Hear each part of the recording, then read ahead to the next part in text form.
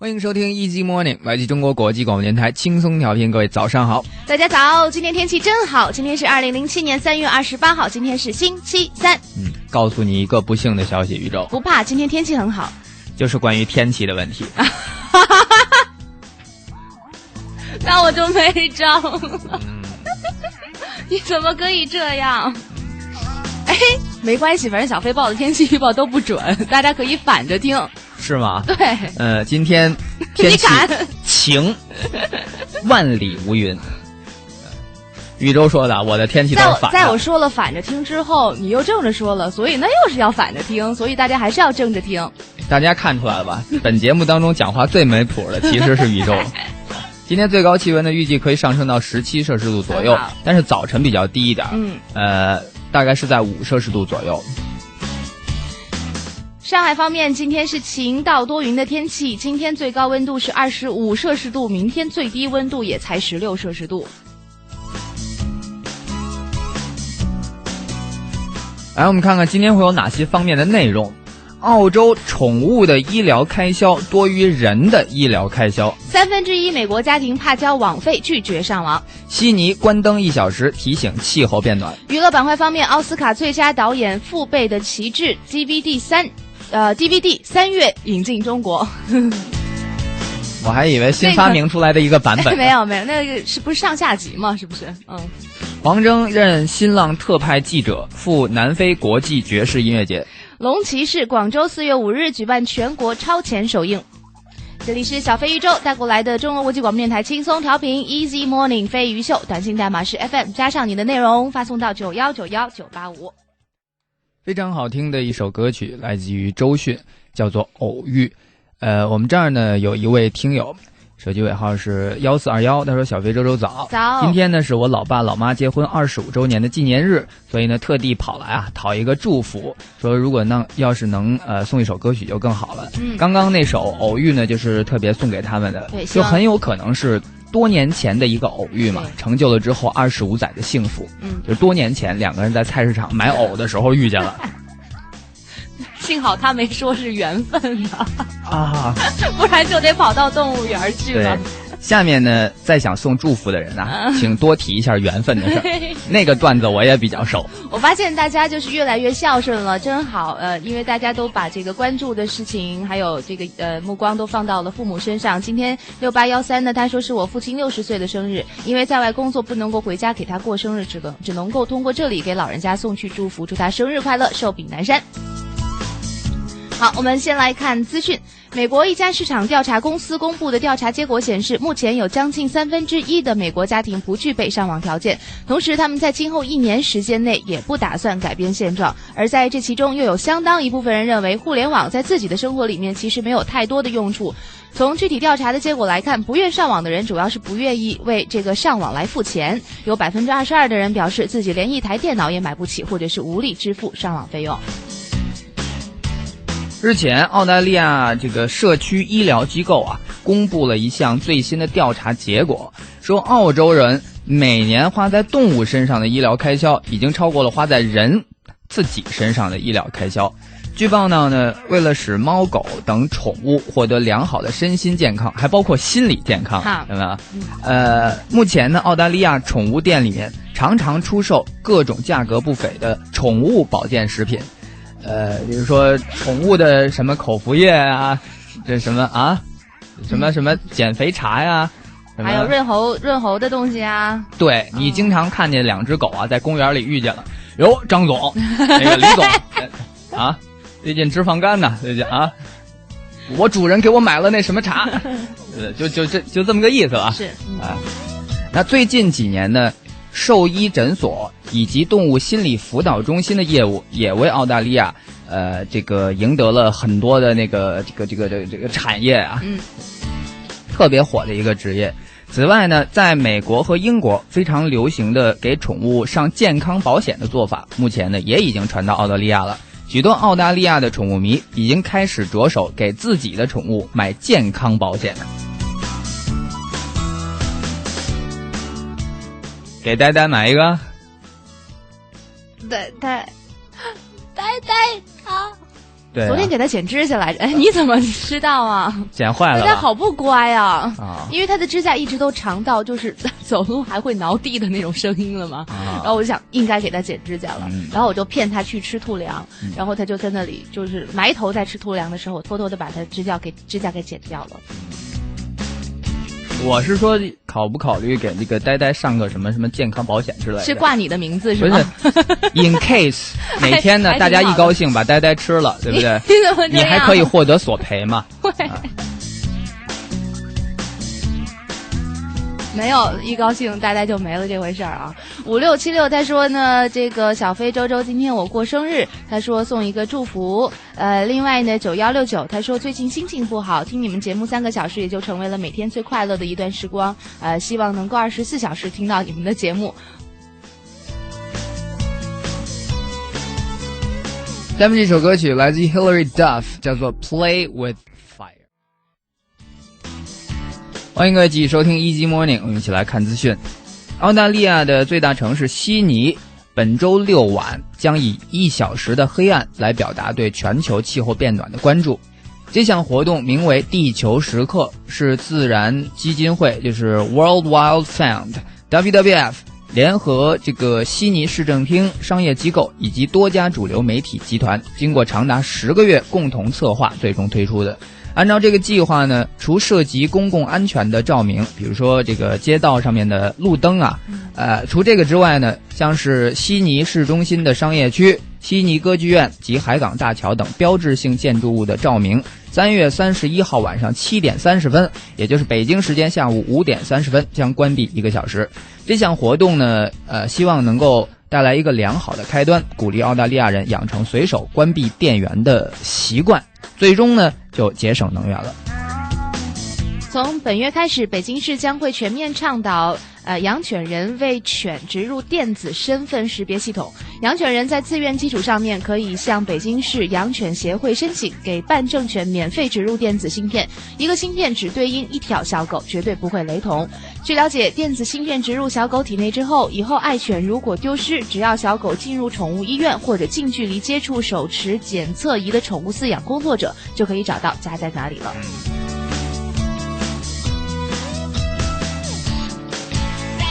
现在其实有这样的，但是呢，基本上都是那些比较昂贵的狗，比如说一只纯种的什么什么什么狗，价值几十万上百万那种，他们会弄一个小芯片只在皮下，这样其实也省着丢嘛，还可以追踪，好像是。短信代码 FM 加上你的内容发送到9191985。还有一个1528，他说非洲早，我老公这会儿呢一定在一边骑车一边听你们节目呢，既锻炼了身体又娱乐的心情，他是一个很容易被笑话逗乐的人，就是沸点很低。很多人都是这样，他听一个笑话吧，通常呢会有一个笑点在最后抖包袱嘛，那个叫做。很多人呢就是他听到一句他以为就是包袱了，开始哈哈哈哈，人说你干嘛？我这还没说完呢，是不是？宇宙，我这不是包袱哦，这句也不是啊。你在说我啊？这儿有一个3870，他说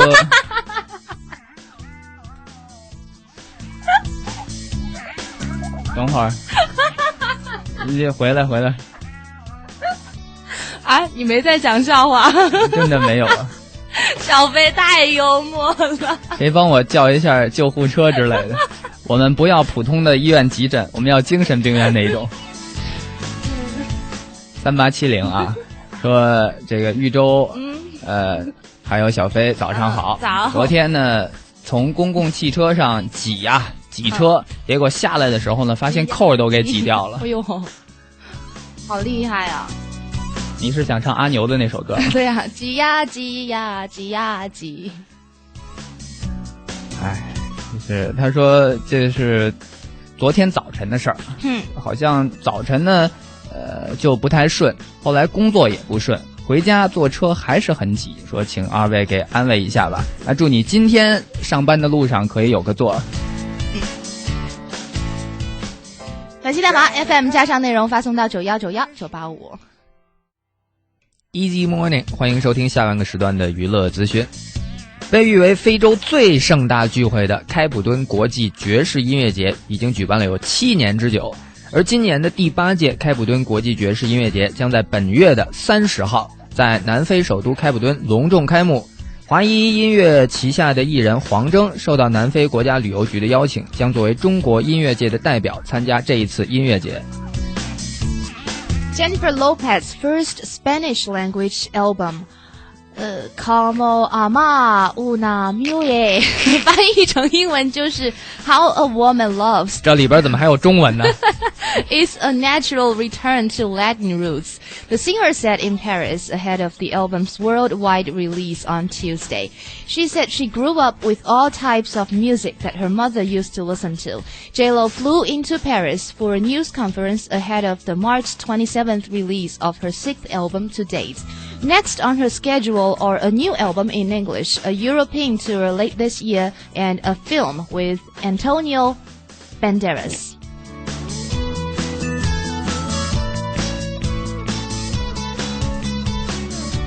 三语连播。一个1362，他说飞鱼早，你早。昨天晚上呢加班到1点多啊，导致呢今天早晨逻辑混乱，拿起一把梳子就想往嘴里塞呀，刷牙是吗？说幸好被老妈阻止了。捅破嘴是小事，万一浪费了牙膏就不应该了。结果一看是鞋油。这个6710他说今天上班很早，为了延长听二位的秀呢，我在爬。你猜他爬多少层？多少层？24层楼啊！现在刚刚到了17层，我估计他现在呢，要么是已经歇了大半会儿了，要么就现在已经爬到26楼了，一直爬，都忘了自己要去几层了嘛。他说现在腿都已经软了。谢谢你，大家真的是能够为了喜欢的东西，然后来就是付出这么多的努力，感觉很感动。还有一个5902，他说男朋友在我带动下呀，也开始听你们的节目。太好了。他原本呢是一个搞技术研发的，是一个特别严肃的人，书生的那种搞研究人员的那种气质啊。最近呢，因为听了你们的节目啊，精神面貌有很大的改变，整个人呢变得幽默的不行，就经常喜欢开一些特别好笑的玩笑，比如说他最近老说特别喜欢周周啊。喂。这2句话不是连在一块儿读的，行吗？不是句号写的。过分。这一个5975，他说，就讲到这个不该乐的地方瞎乐这一点呢，说这一点我跟美丽的玉州很像啊。说通常呢笑话啊，还没讲2句我就已经笑得站不稳了。对呀，一定是颤的那一种，你知道吗？对，就。讲笑话的人都被他笑毛了，你知道吗？这还有些人更夸张，就你不能跟他说讲笑话，你要说的话，他就已经是进入了笑的状态，你知道吗？这样不是挺好的吗？多喜庆啊！也就是说呢，宇宙，我给你讲个笑话你看之后你不管跟他讲什么，他都会笑成这个样子。其实，往往这种情况下，真的到你抖包袱的时候，他就不笑了，你知道吗？笑累了是吧？9437他说呢，我们前面不是也聊起车来着吗？他说大3在西安实习，一天背着书包挤公交，下车的时候发现肩膀上只剩下一个背包带了，就还仿佛觉得一身轻了很多。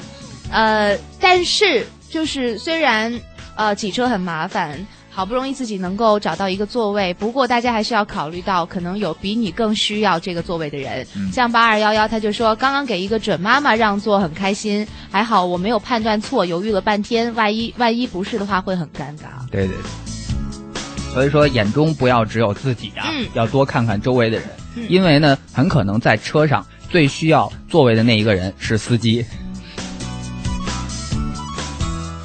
短信代码 FM 加上你的短信内容发送到9191985。 Easy Morning 飞鱼秀，来关注一条影讯。4月6号，国内银幕呢将全线上映科幻冒险进口大片《龙骑士》，这准确来讲应该没有科幻的成分在里面，算是奇幻魔幻类冒险影片。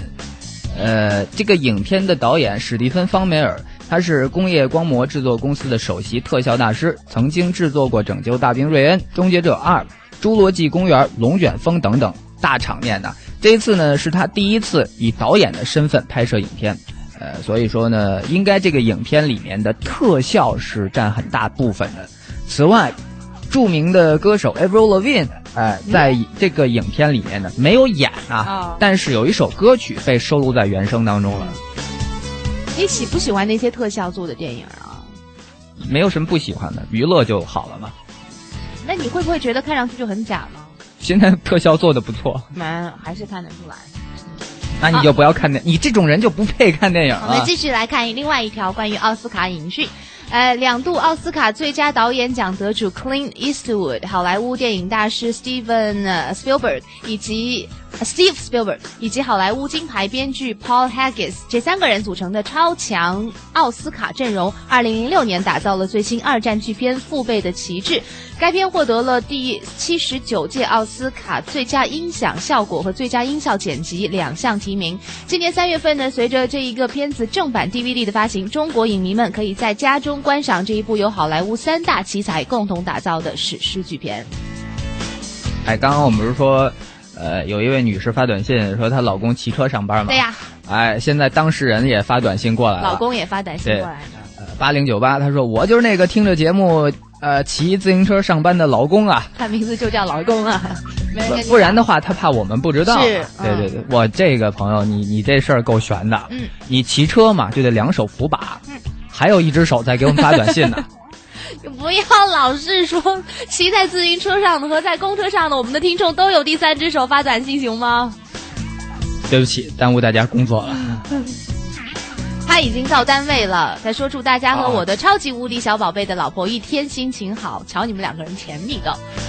另外呢9151他说呢，今天天气很好，但是心情不好。他说刚刚开始职业生涯，但是因为昨天晚上大意，就铸成了会让公司损失惨重的大错。马上呢就要去汇报，不知道是否能够挽回。上班的路上呢，心里特别忐忑不安。他说我不会逃避责任，但是仍然想对信任我的人说对不起，让你们失望了。还想提醒所有的朋友，三思后行才是对他人对自己负责任。冲动是魔鬼啊。其实有好多事情，好事能够可能是坏事，坏事也能够变成好事，就看你这个事情发生之后，你是以什么样的态度去面对。好，这里是 Easy Morning 飞鱼秀，我们的短信代码是 FM 加上空格号，你想说的话发到9191985。这首歌来自于 Mercy Me Hold Fast。中国国际广播电台轻松调频 CRI Easy FM Easy Morning 小飞鱼周带过来的飞鱼秀。继续来看娱乐资讯。90年代的巨片 Titanic 曾经是风靡全球，成功扮演了一对50年代青年情侣的演员 Leonardo 你怎么喊 Jack 名字啊？Leonardo DiCaprio 和 Kate Winslet。这时 Jack 说这原谅我不能跟你呼应了。咚。凭借此片成为就是小飞刚刚模仿的那个片子，他们呢在这个片子里面凭借这个片子成为家喻户晓的演员。不久之后呢，怀念泰坦尼克号的影迷又会有机会看到这一对旧日情侣凯特和迪卡普里奥，就是 DiCaprio 即将再次联手成为荧幕情侣。这一部新电影呢是由凯特的丈夫好莱坞著名导演萨姆孟迪斯执导，根据一部著名小说理查德叶芝改编，讲述追求人生真谛的感人故事。预计这一部电影呢会在今年夏天开拍。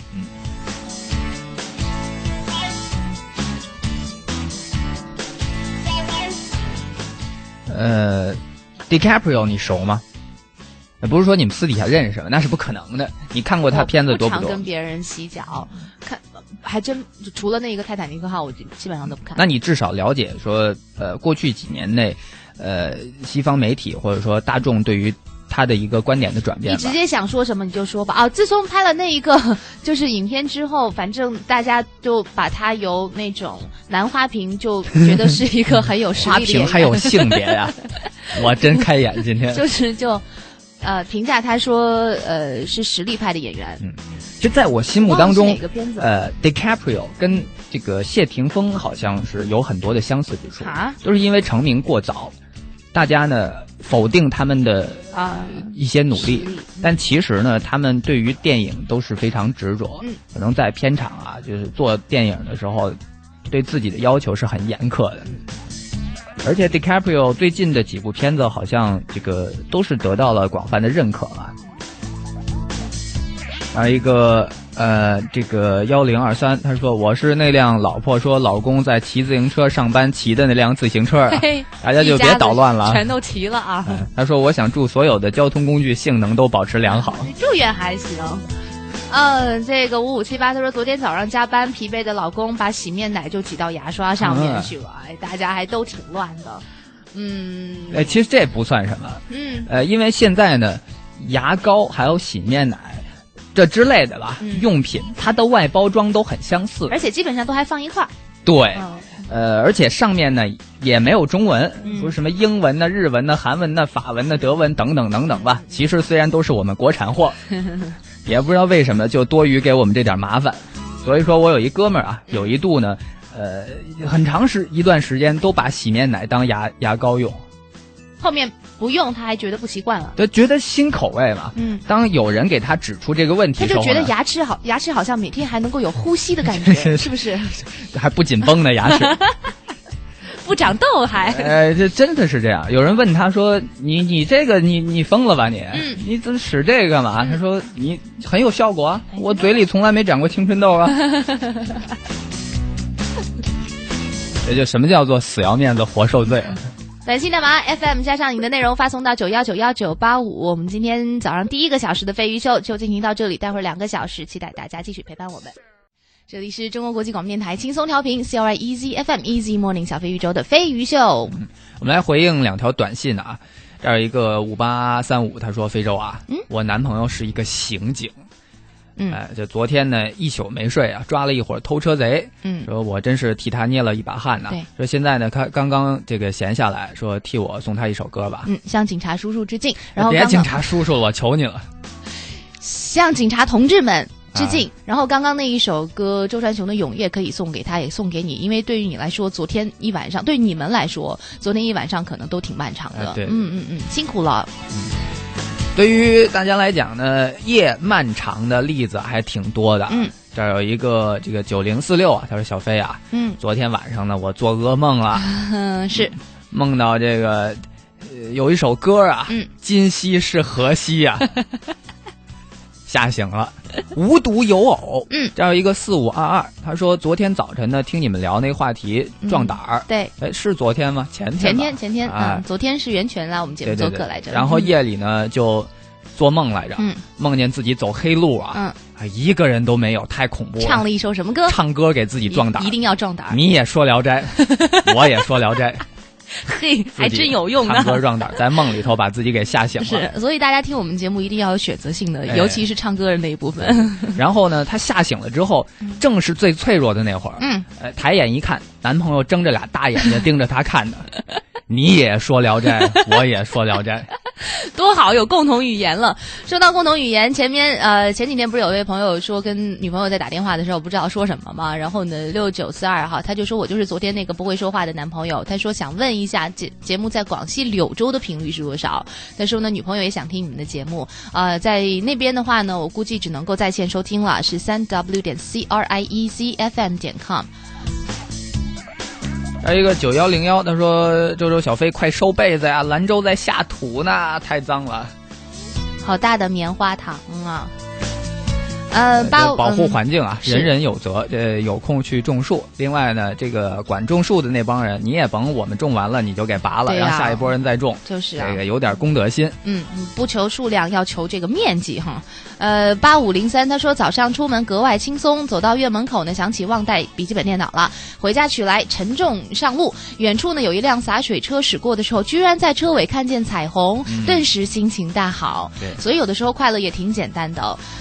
另外呢1359也需要我们的问候，他说在连续工作10天之后，老板终于让我休息1天了，我正在医院里面等着看我那痛了2个月的膝盖，今天终于有时间听完你们的节目，心情很好，也希望你能够珍惜这样片刻的清闲。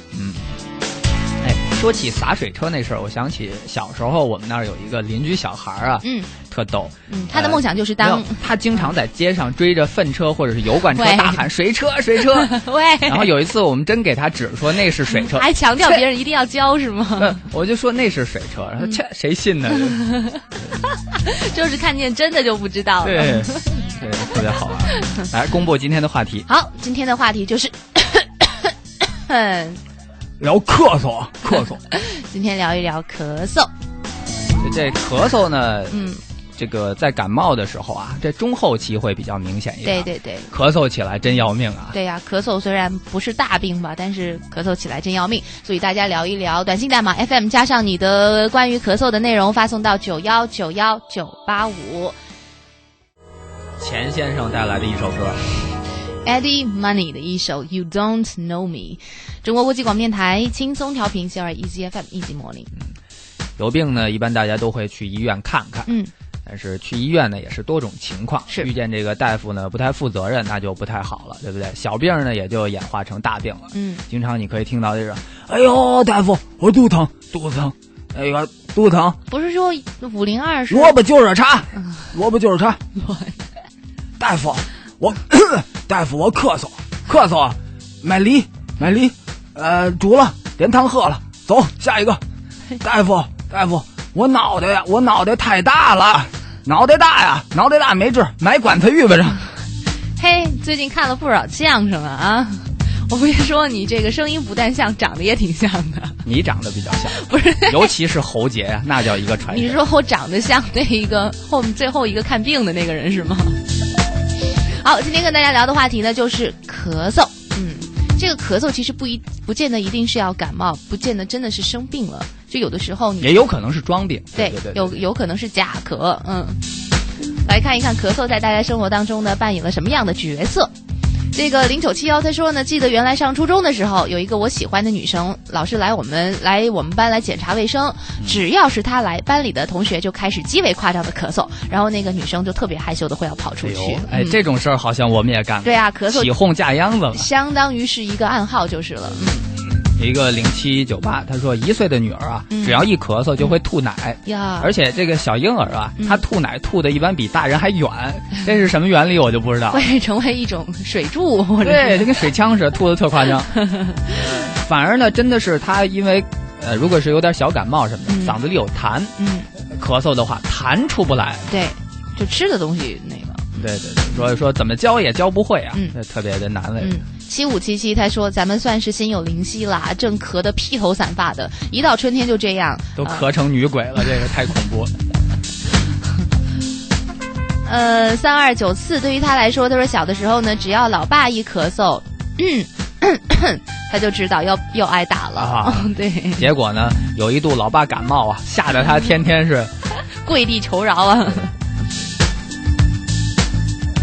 这儿有一个7608，他说我气管可能有点问题，只要一笑的话呢，就会咳嗽不停啊，很痛苦，所以呢都不太敢看什么喜剧片之类的，不然就太痛苦。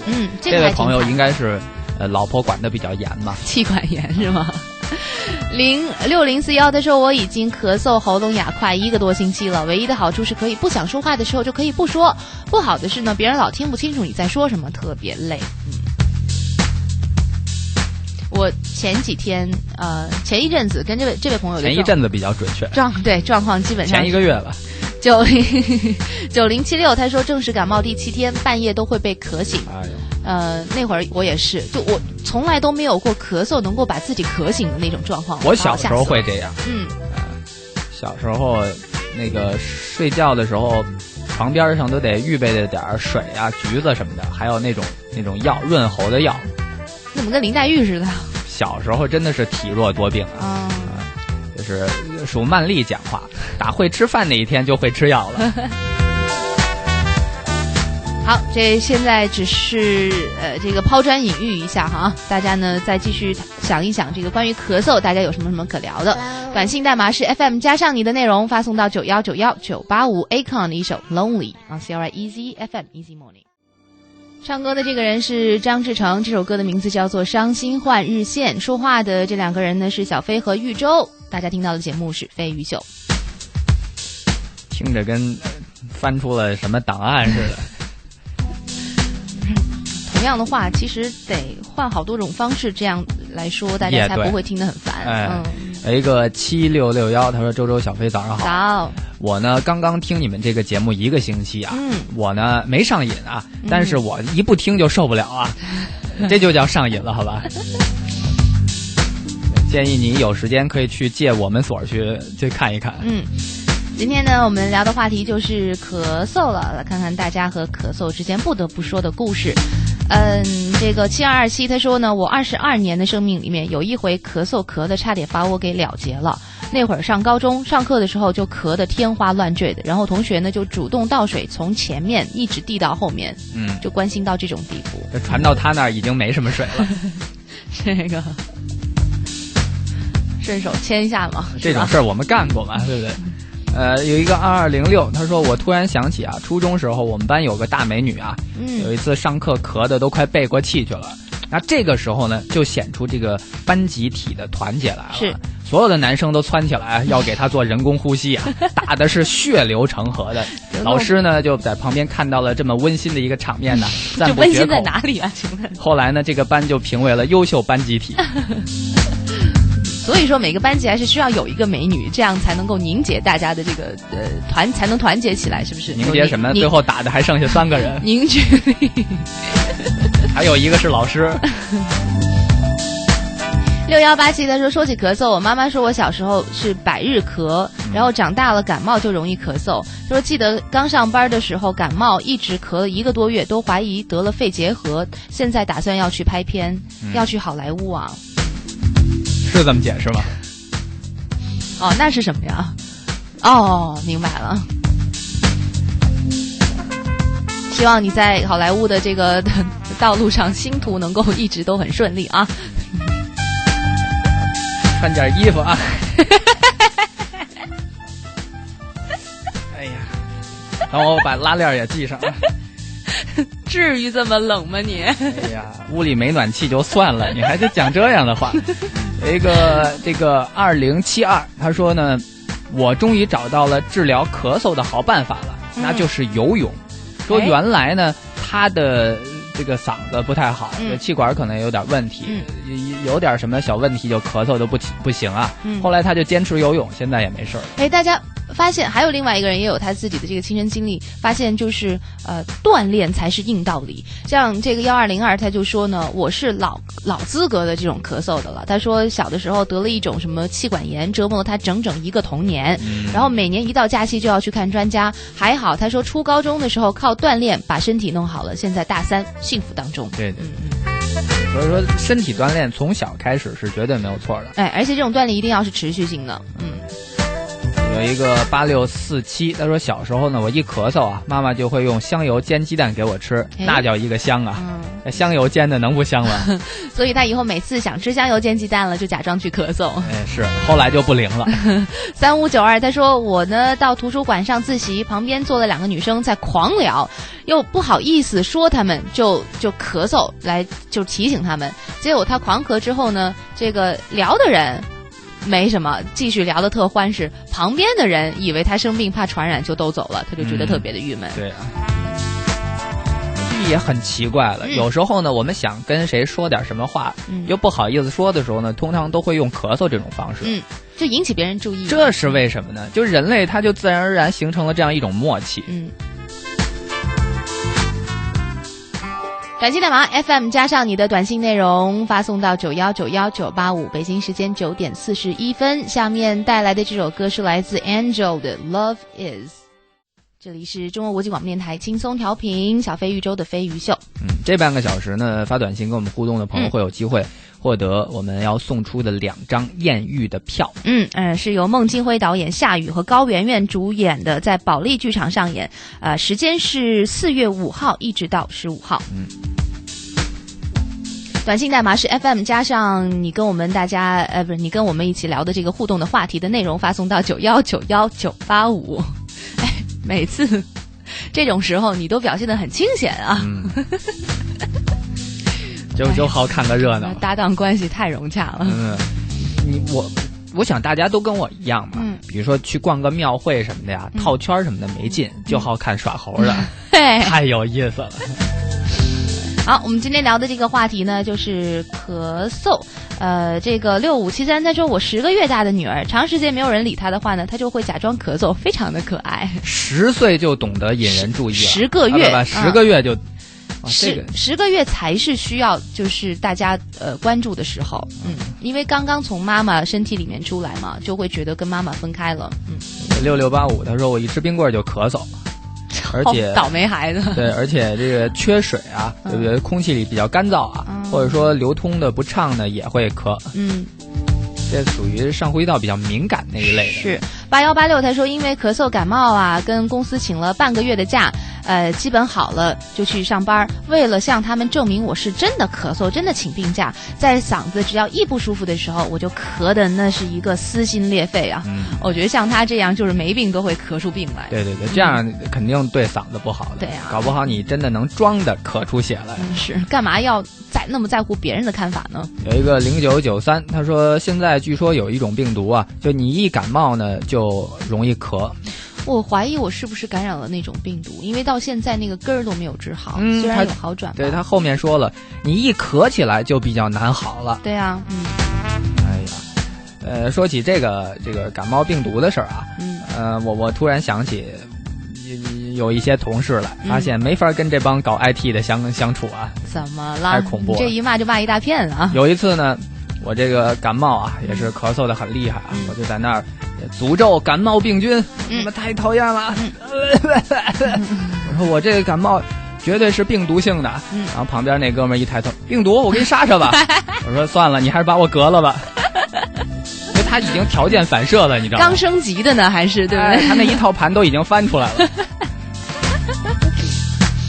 这个7838他说咳嗽要看医生的，他说我就是因为一次咳嗽没有去看医生，现在是咽喉炎很痛苦。这也是大家的这个亲身经历了，引以为戒。短信两毛 FM 加上你的短信内容发送到9191985。我们现在有一点盼望，而且离我们也不远的这一个季节，夏天，来自林俊杰金莎所唱的一首《被风吹过的夏天》。这里是中国国际广播电台轻松调频 CRI Easy FM Easy Morning， 欢迎大家继续收听，守候在我们的收音机旁。已经进入到今天节目的最后1个小时啦。我们继续聊咳嗽啊。对。这儿一个7395，他说关于咳嗽印象最深的是当年看的一部电影，叫做《小刺猬奏鸣曲》啊，里面的那个小刺猬咳起来跟人一样特别可爱。就那个片子我还有点印象，而且我小时候本身就养过刺猬嘛，特别好吃啊，特别好玩啊，扎死你！怎么会养小刺猬呢？小时候我姥爷家有一个很大的院子，那个院子里突然间跑出来一只刺猬，所以我养了它一段日子，之后就给放了。小刺猬吃什么呢？我还真忘了，所以最后就不见了。我已经有10多年没有亲眼见过刺猬了。我也是，因为突然你把这个小动物说出来，我就觉得好像恍如隔世，很长时间都没有见过似的。那个刚开始养的时候，记得特别认生嘛，一碰它就弄成一个刺球，过一会儿又变回来，真可爱。小刺猬很多地方都跟小人儿特别像。是吗？对。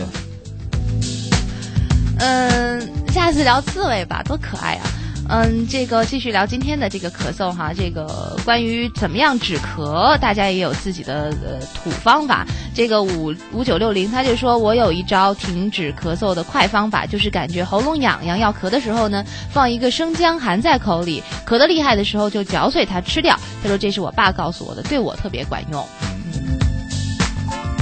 一个4523，我觉得要是咳得最厉害的。我觉得要是咳了，最厉害的就是晚上睡觉的时候特难受。对，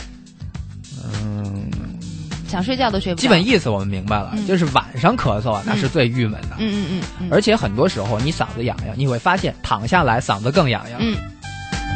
5332他说小时候咳嗽，妈妈会把花椒、姜和梨放在一起蒸，他说好像挺管用的。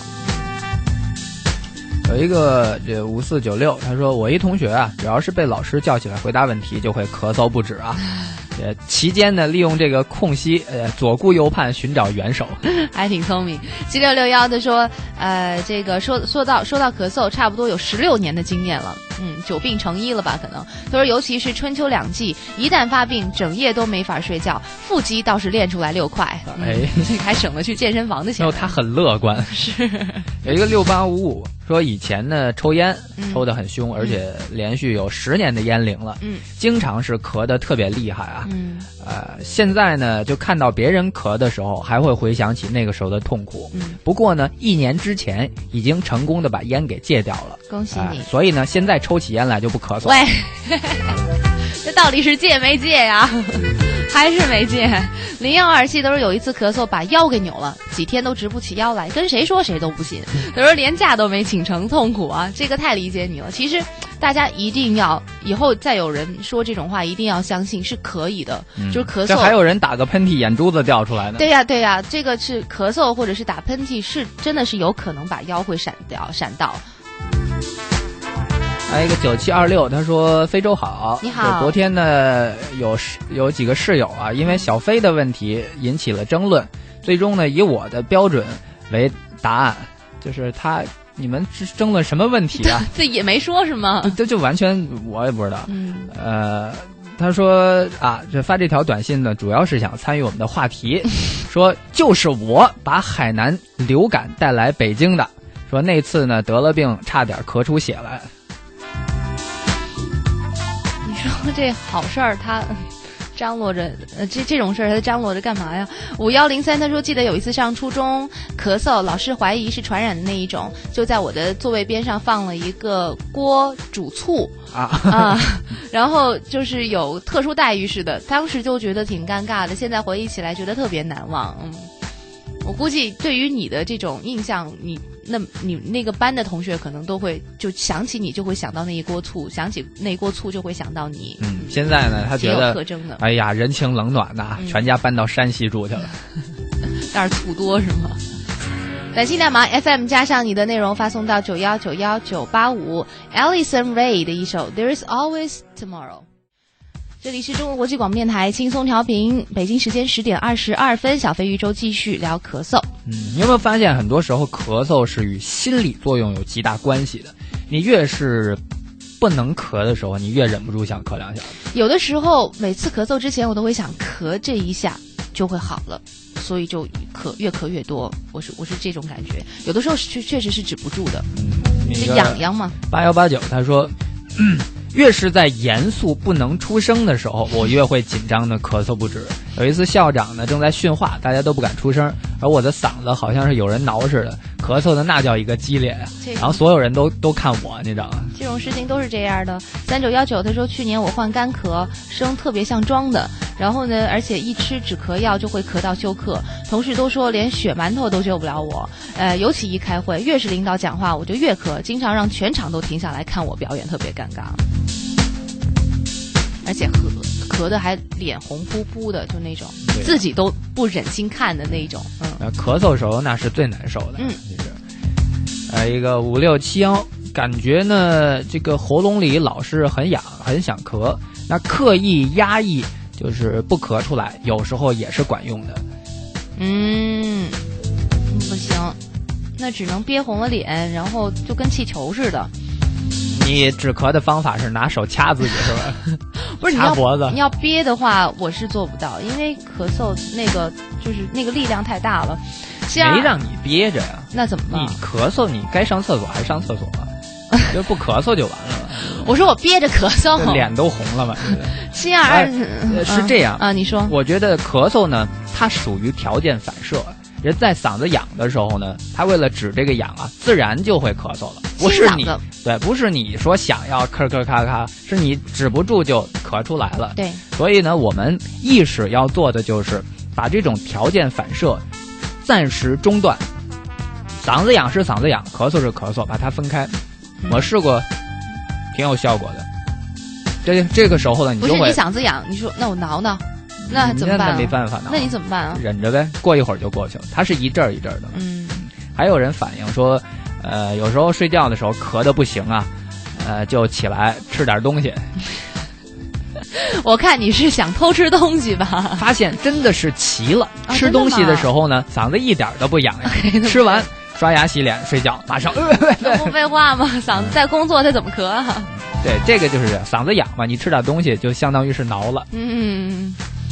7223他说，老公春节期间被我传染感冒了，就一直咳个不停。最逗的是呢，他只要一咳嗽呢，就会同时要打喷嚏，然后呢就眼泪鼻涕一起往外冒。他说那叫一个惨。哎，真有这样的人。有的时候想象力太丰富了也不好，所以大家听了也就听了，不用去想象那个画面就好了。也不用想象这个站那个人对面的那个人结果会是怎样。有一个5554，小时候经常咳嗽，后来呢去中医院看，喝了一大车的中药啊，最后呢已经养成饭前先来一碗中药的习惯了。人家饭前先喝汤嘛，他饭前来一碗药，最终还是给治好了。他就可以说我喝的中药比你吃的饭还多呢。这个5230他说，我住的小区楼道使用那种声控的路灯，每次晚上回家开门，楼道里使用声控的路灯，声控灯吧，那他就是那种，反正不是家灯，对不对？家灯指的是就是家里的灯。哦，就是说楼道使用那种声控的灯，他说每次晚上回家开门呢，都会要咳嗽好几下，那个灯呢才一直都亮着。他说几年下来呢，我只要一到暗的地方就形成条件反射，都会要咳嗽，然后就觉得那个月亮都是被他给咳亮的。5732都有一次去图书馆，也一样的境况。他说临近有一对情侣特别能聊，很吵，于是呢他本身就是想他能够咳嗽一下提醒别人，结果呢那情侣两个人就同时对他说了别吵，都看书呢，就反咬他一口啊。情侣是人类吗？反咬他一口。这儿有一个这个5652，他说今年年初的时候得了那种爱咳嗽的感冒，咳的是上气不接下气的，也是赶上睡觉嘛，顺手拿过来一个骨头梳子，就给脖子开始刮痧呀，在喉咙处刮出一条深红的点儿，这一下就感觉通气儿了，也不痒痒了。短信代码 FM 加上你的内容发送到9191985，广告之后听到这首歌是来自 Cyndi Lauper 的一首 Time After Time。中国国际广播电台轻松调频小飞宇宙的Easy Morning 飞鱼秀，北京时间10点36分。今天我们聊的是咳嗽，就接着看大家关于咳嗽的血案的。好，这都咳出血来了。有一个5196，他说大学时候一个室友呢，每次感冒嘛就肯定会咳嗽，好像他一咳嗽呢，五脏六腑都差不多要咳出来那感觉，都要抖三抖。这个 7994 says my coughing is not from the cold, instead it's 买什么 coughing？ 这还没怎么着的就 coughing， 跟我读 cough， 手铐是吧 ？Instead, it's caused by crowds in shopping malls. Last time, after shopping for hours, I kept coughing for 1 week, so I decided not to go shopping on holidays. 他的这个挺奇怪的，他的感冒，他的咳嗽不是感冒引起的，就是他只要去了就是人山人海的这个商场逛街的话，就会开始咳嗽。上一次是咳了1个星期，他说从此以后逢假日都不出门。这也是与心理有关系的吧？这算是。还有一个2979，他说：“哎呀，特别喜欢你们节目。”我已经听了有3年的时间了，总共听了4期，太珍惜了，包括今天这期，舍不得听，我看出来了，太喜欢了。那后面那是我加的嘛，我就想说用年头其实没有办法具体形容到底他的对不对喜爱程度啊。他说，我呢只要一用挖耳勺掏左耳就会咳嗽。从小到大都是这个样子。痒痒有的时候。1011他说这2天一直在咳，男朋友在电话里面听到我咳嗽的话呢，他都说咳得他心都碎了。然后我就想，明天该把药给停了。当她男朋友还挺累的。有一个4343，他说今天呢，这个天儿有点冷。也不是哪儿的朋友，我没看呢。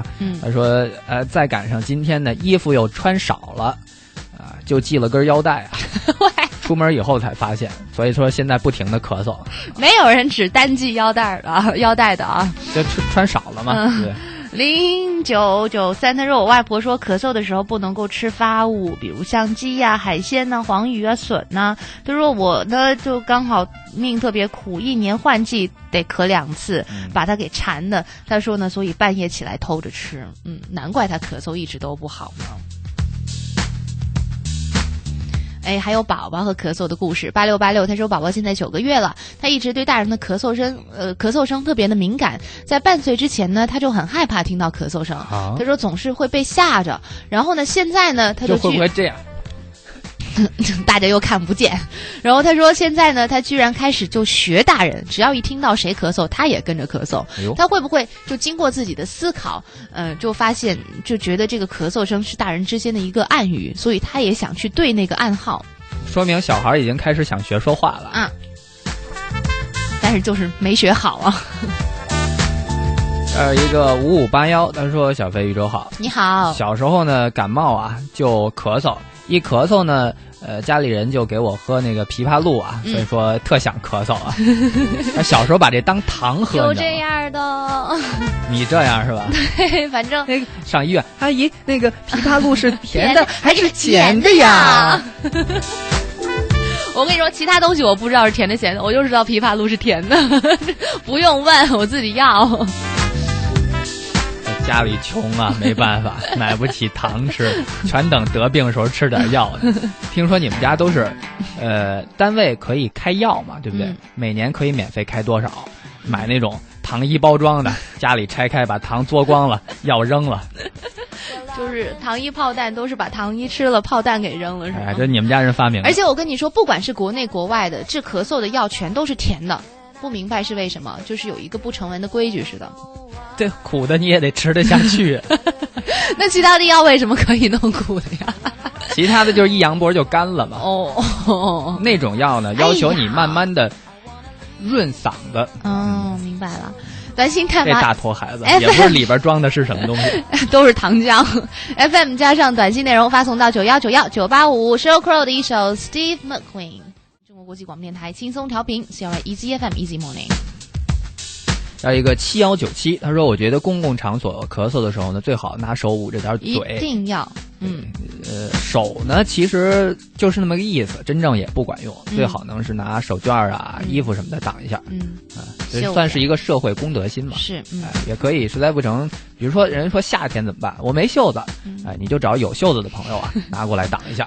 社会公德心嘛，每个人都应该遵守。对，就是传染给大家多不好啊！传染给一个人，其实也算是有品德，是吧？把危险降到最低。是，你还指望着别人表扬你是吗？大家不用客气了啊。